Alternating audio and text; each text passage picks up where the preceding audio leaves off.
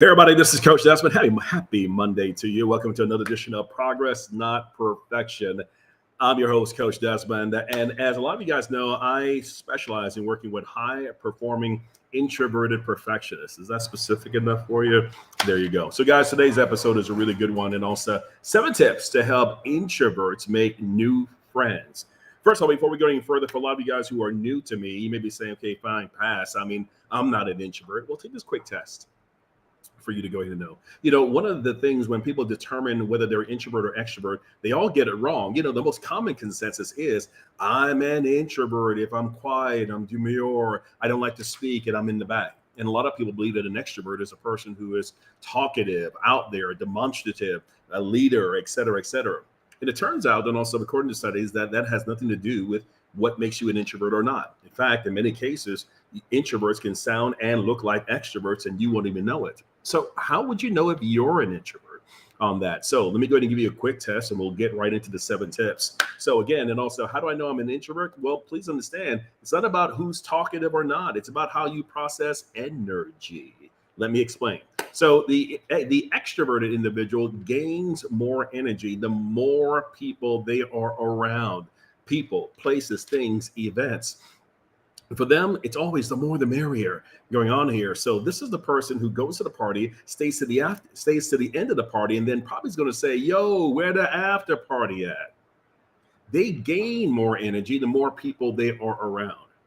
Opposite of the introvert. You see, the introvert can be at the exact same party, having a good time, giving a good time, whoop whoop. But then after a while, the longer they are around people, places, and things, the more drained they begin to feel of energy. Matter of fact, spirit, soul, mind. They're mentally drained, emotionally drained, physically drained. And what they desire to do is matter of fact, to go ahead and pull back. So they may come to the party, have a great time, and then begin to leave early. And you're thinking, why so-and-so antisocial? You're not antisocial. It's how you process energy. So for introverts, when they're desiring to get by themselves on that, what they're doing is this is where they power up so that they can go back out. Now that you heard the definition, are you now convinced that you're still an introvert or extrovert? Post a comment below. Let me know what you think. But anyway, as you're doing that, take a listen to today's segment, 7 tips to helping introverts make new friends. Now, introverts, again, when they're quiet to themselves, you're assuming this is a very hard thing to do, and it can be. But listen to these tips. I think you'll basically like what you hear. Number 1, and also what you're looking at is, in fact, seek out like-minded communities. Now more than ever on social media, it's made it very easy to go ahead and find that knitting club, that book club, stuff, that throwing hatchets club, if you will, a hiking club. Being around like-minded individuals are absolutely huge for introverts. You see, introverts, people keep thinking introverts are quiet all the time. No, they're very chatty, but they don't do random.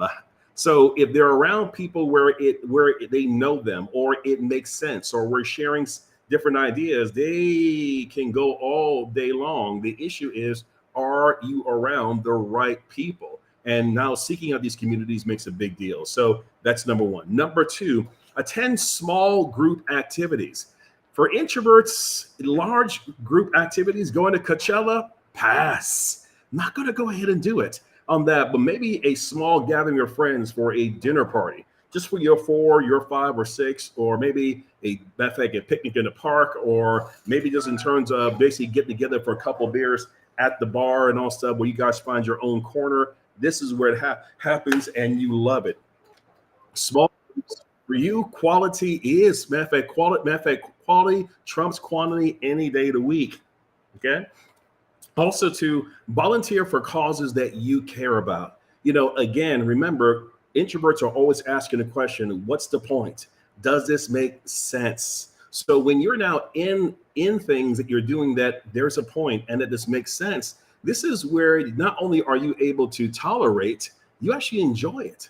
You thrive. People see that side of you that you probably ordinarily would not see. Why is it revealing itself there? Because there's a point for you being there. And as a result of that, you give yourself permission to open up. And guess what? Others will see that too. Therefore, you become more attractive. Let's keep going. All right. So matter of fact, take advantage of technology. It also, like I said before, at the beginning of the conversation, we're looking in terms of everything from LinkedIn groups, Facebook groups, what have you. As far as that's concerned, you can be able to be pen pals or have friends nationwide sharing, matter of fact, a similar interest. So whether it's in regards to geopolitical issues, whether it's the World of Warcraft, maybe you're, matter of fact, you have a shared interest with someone in China regarding anime, it doesn't matter. Now that you finding your tribe is easier than ever by now joining these groups, and it's very healthy. Remember, we're naturally geared to basically be social. Also, to attend workshops and classes. Again, workshops and classes, introverts love it because, again, learning about new things, there's a point for me wanting to do that. So you now basically now enrolling in things that have an interest. Now, mind you, not what people are saying you should have an interest in, things that you have an interest in and you're enrolling, that makes all the difference, because whether you meet somebody or not, you're still having a great time. Okay, last but not least, practice active listening. I was in a conversation over the weekend. It was a men's group, had a great conversation, and I was all into the person. When I started talking, going on here, and I was just basically briefly, I was noticing the person was listening, go, and I can see their eyes darting every place else. Big turn off for me. And actually, we ended the conversation, shook hands, and parted ways. But yikes on that. So, guys, being an active listener, getting into that person, making that person feel heard, that's huge for introverts. And when you're participating in that form of active listening and you're talking to somebody who just wants to be heard, you're going to attract that person, and you're probably going to end up coming away with at least a good experience and maybe even a friend. Okay, guys, this has been Coach Desmond. Was this helpful? I hope it was. If you like what you heard here today, hey, post a comment below on that. And I want to ask a question. Was this helpful for you as an introvert? And do you know of other introverts that could benefit from this? If that's indeed the case, don't be selfish. Pay this forward and share this video with a friend.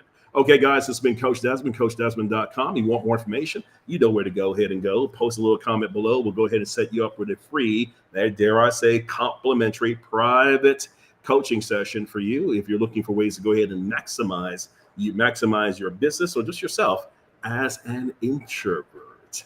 Okay, guys, this has been another edition of Progress Not Perfection. Just reminding all of you, amateurs get stuck, but professionals, they're getting coached. Looking forward to coaching you at some point real soon. Okay, guys, until next time, you take care. God bless. Bye-bye.